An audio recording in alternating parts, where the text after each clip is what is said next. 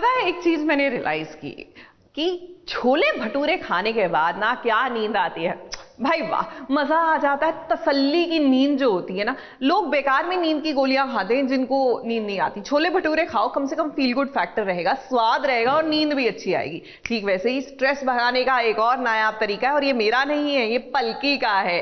जी हाँ, आधी रात को स्ट्रेस भगाने के लिए देखिए किस तरह दोनों गोलगप्पे तलाशने निकले हैं। सो ये ट्राई करके देखिए एंड आई एम श्योर, मुझे यकीन है इस फिलॉसफी में।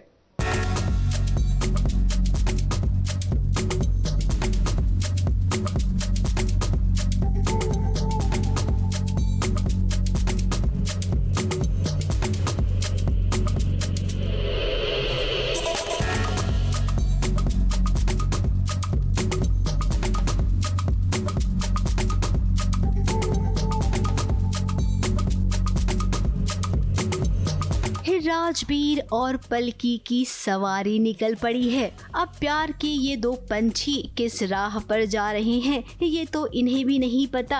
अब पलकी ये चाहती थी कि राजबीर इस सगाई के फंक्शन से कहीं दूर चले जाए उसके साथ।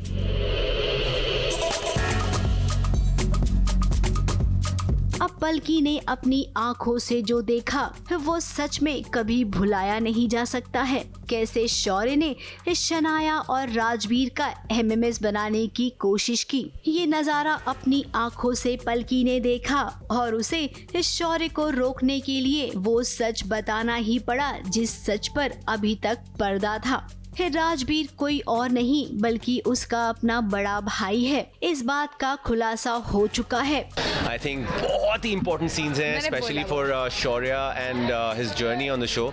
एंड सबसे इम्पोर्टेंट बात ये है कि Palki is the one who is knocking sense into शौर्य's head। मैंने वही कहा अभी कि जो सीक्रेट मुझे पता है, जो मुझे बताना नहीं चाहिए, मतलब बिफोर करण सर या प्रीता जी या फिर राजवीर जो भी है काव्या, लेकिन आज उसने कुछ किया ही ऐसा है जिसके लिए आई एम हेल्पलेस। मुझे बताना ही पड़ा कि तुम ऐसे कैसे कर सकते हो, बल्कि तुम्हें जानना चाहिए तुम जिसके साथ कर रहे हो वो तुम्हारा अपना सगा भाई है। Twin brothers. It's gonna be very intense। हाँ। Do you think कि मैं अग्री करूंगा या नहीं करूंगा? देखिए दुश्मनी इतनी बड़ी रही है ना मेरी और राजवीर की, एक झटके में तो कुछ नहीं बदलना है, बट मैं इस चीज को कैसे परसीव करूंगा वो आप शो पे देख के ही बताएं। अब पलकी अपने मूड को लाइट करना चाहती है। राजबीर पर अब शौर्य कोई और वार ना करे, इसीलिए सगाई से वो निकल आए हैं। अब राजबीर और पलकी को चाट खाना है। रात में फिलहाल चाट की दुकान नजर तो नहीं आ रही है, लेकिन हाँ इन दोनों के लिए अच्छा हुआ है क्योंकि इन्हें साथ में वक्त गुजारने का मौका जो मिल गया।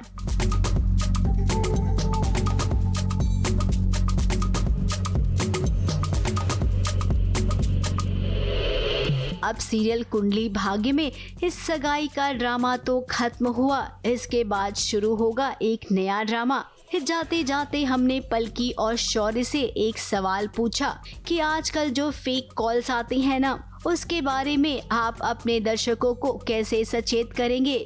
अब शौर्य ने जो कहा वो सुनकर आप चौंक जाएंगे कि कैसे किसी ने झूठा फोन करके शौर्य से ये कहा कि उसके नाम से ड्रग्स आया है। फनी वे में आंसर टू बी ऑनेस्ट बहुत ज्यादा चल रहा है आजकल, एंड वेरी रिसेंटली मेरे साथ भी ऐसा कुछ हुआ था। यस, अभी कुछ दिन पहले मैं सेट पे ही था, सुबह सुबह अराउंड 10 o'clock मुझे कॉल आया। कहते हैं बहुत ही अब्रप्ट तरीके से मुजे फ़ोन किया, कहते हैं आप बसीर अली हो ना, ये वो। मैंने कहा हाँ बताइए। कहते हैं आपका एक पार्सल आया है कहीं से, तो दुनिया के कोई कोने से। कहते हैं उसमें हमें मिला है 150 ग्राम ड्रग्स, 150 ग्राम ये वो, अलग अलग ड्रग्स के नाम लिए। मैंने कहा ओके, अगर आपके पास ये सब इन्फॉर्मेशन आई है तो आप मुझे पुलिस को बोलिए, कॉल करें, रीच आउट करें, मेरा तो कोई लेना देना है नहीं इससे एंड ऑल दैट। तो मैंने उनसे क्रॉस क्वेश्चन 2-3 चीज़ें की, वो उनके फट गई उधर ही। तो मेरे को समझ आ गया कि ये स्कैम था। फिर मैंने उस फ़ोन पे उनको दबा के गाली दी है। तो प्लीज़ आप इस चीज़ से स्मार्ट रहिए, चौकन्ने रहिए। कोई भी आपको फ़ोन करके कुछ भी बोल दे, एकदम से इम्पल्सिव रिएक्शंस मत दे देना, अपनी डिटेल्स तो बिल्कुल मत देना, और सबसे पहले पुलिस के पास जाना और अपनी माल की और जान की पूरी रक्षा करना। क्योंकि मैंने पता है क्या किया यहाँ पे, ये जो साइलेंस अननोन कॉलर्स होता है ना, मैंने सबसे पहले जाके वहाँ पे मतलब एक्टिव कर दिया ताकि मेरे पास कोई अननोन नंबर से फ़ोन ही ना आए। भाई पता लगा काम देने के लिए लोग फ़ोन कर रहे हैं, अननोन कॉलर में फ़ोन रिजेक्ट हो रहा है। हाँ होता, ऐसा हो चुका है बहुत बार।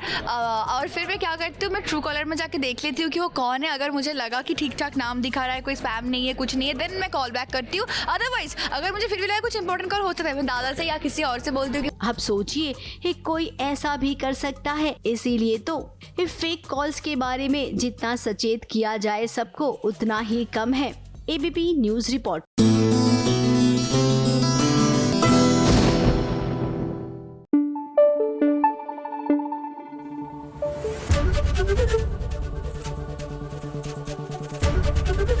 एबीपी न्यूज आपको रखे आगे।